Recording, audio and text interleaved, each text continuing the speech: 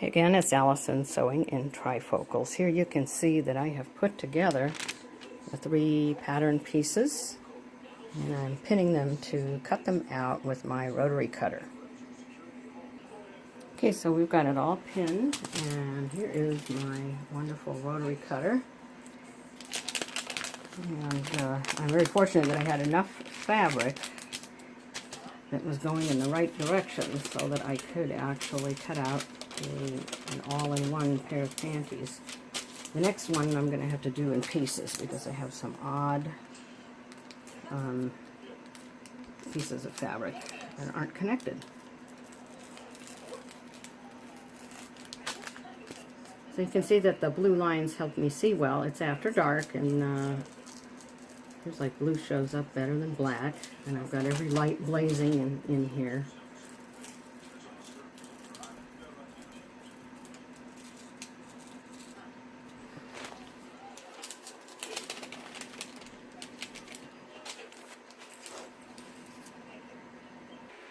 By the way, I'm standing on a chef's mat on some tile floor. As you get to be more mature in age like I am, the chef's mat really cushions you against these very hard ceramic tiles that you can see over here. I couldn't figure out, I was sewing a lot and cutting out a lot, and couldn't figure out why my knees and my hips were aching, and then my godmother got me this chef's mat, and of course it made all the difference in the world. Here's chef's mat number 2. Chef's mat number 2. You can see there's a little bit of a coffee theme going on between these two things. Oops. My tripod just kind of almost dropped my camera phone. But anyway, these are really great for your feet, back, hips, knees, everything. Okay, so here is the all-in-one. There's the back. And right now I've pinned the gusset here. I have to draw a chalk line here because you're going to flip it the other way and sew it to the chalk line, and then flip it over so you have a covered seam in the front. This is according to the instructions in this wonderful book. This is the page that's all about how to do an all-in-one pair of underwear, page 80. And then you have to go to another page for the finishing, which I believe is page 79. Okay, so I'm going to have a 1/4 inch seam. Let's see. I'm going to do that.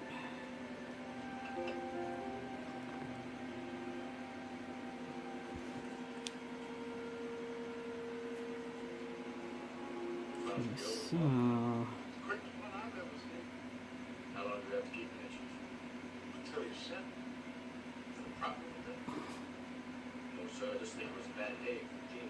well, anyway, you have to pin it to right here because you're going to turn it over after you do your little 1/4 inch seam, and that's going to be on your sewing machine. We'll move to the serger after a while, but this is going to be the first step, and I'll probably continue this tomorrow night because I have to get some sleep and go to work.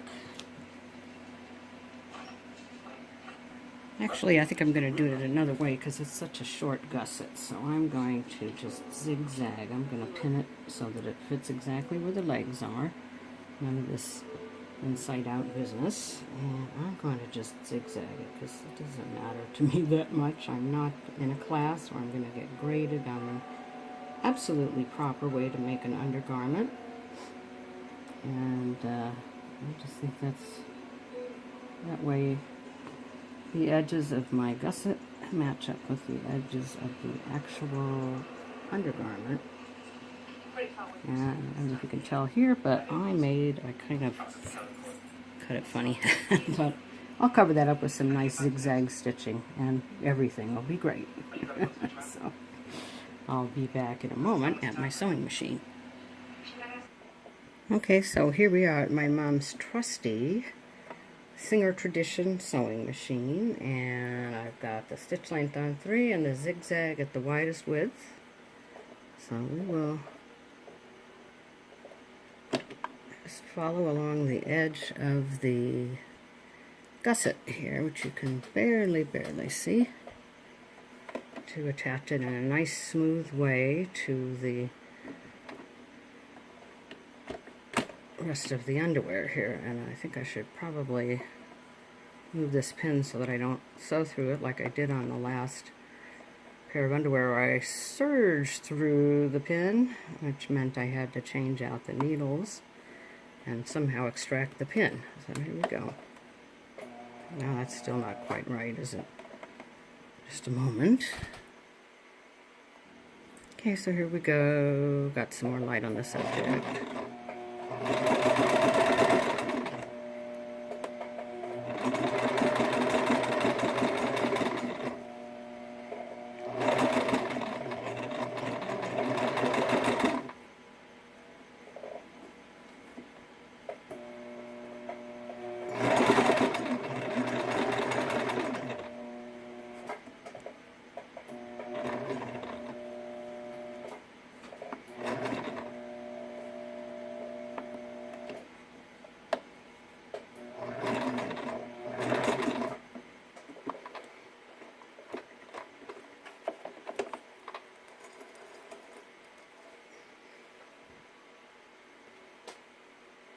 So I'm stitching a little bit closer to the edge. The first zigzag wasn't very close to the edge, so it'll be flatter and nicer.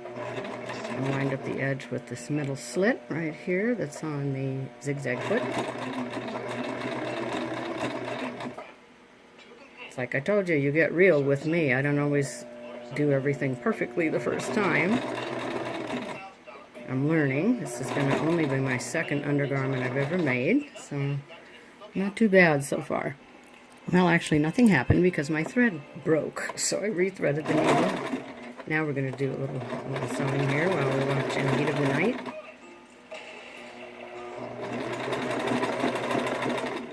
A little sewing, a little drama. Not bad. I'm leaving a little tail of thread, and that will get secured when I sew the elastic onto the legs.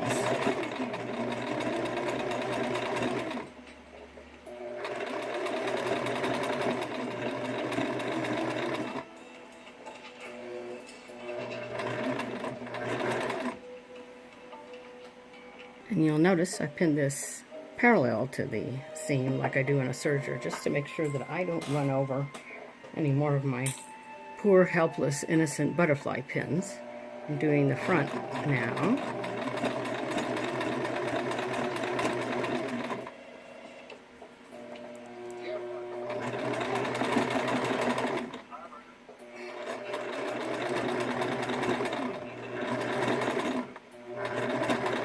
And there we go.